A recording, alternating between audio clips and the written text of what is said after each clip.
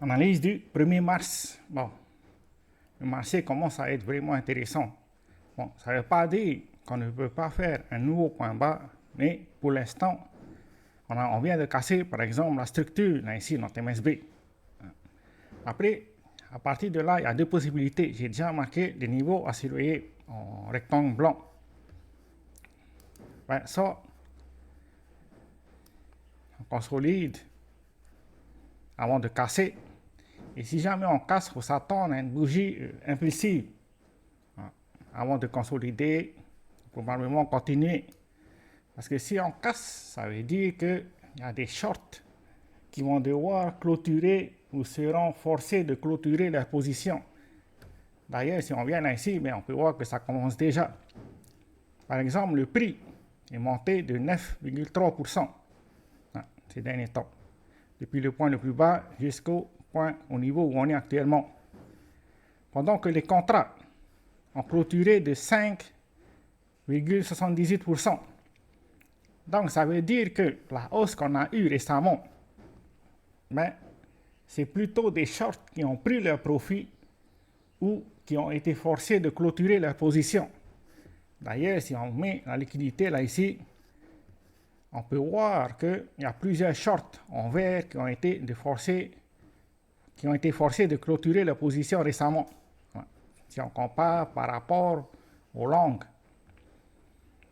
Et si ça continue comme ça, c'est-à-dire que si jamais on a le chemin que je viens de dessiner en jaune, on le met en vert, il faut s'attendre à un short squeeze à court terme. Alors là, à partir de là, on peut avoir un mouvement impulsif. C'est-à-dire qu'on ne donne pas l'occasion au retardataire de se positionner sur le marché plutôt. Pardon. Donc, c'est pour ça que les jours à venir, il va falloir être prudent sur le marché. L'autre chemin probable, c'est qu'on vienne combler le gap qu'on a laissé à ce niveau-là. Donc, il y a toujours des probabilités qu'avant de reprendre un scénario haussier, on vient combler le gap avant de reprendre une structure haussière et de finalement pouvoir casser ce niveau-là. Bien sûr, l'autre scénario probable, c'est qu'on vienne attraper la liquidité qui se trouve à ce niveau-là. C'est-à-dire qu'on fait un sweep avant de reprendre une structure haussière. Pour l'instant, c'est les chemins probables par rapport à Bitcoin. Mais il faut vraiment rester prudent ce week-end et cette semaine. Parce que si jamais on a une bougie impulsive, alors là, il y a plein qui auront raté l'occasion de se positionner à long terme. C'est-à-dire tous ceux qui font des swing trades, des positions trades. Voilà. Pour les investisseurs, d'ailleurs j'ai posté la vidéo exprès pour ça hier, ça vaut le coup de faire du DCA en ce moment. Ceux qui n'ont pas pu se positionner sur Bitcoin ou bien sur les cryptos que vous avez choisis, là en ce moment on vient de corriger en gros de 30% je crois, depuis les plus hauts jusqu'au point le plus bas.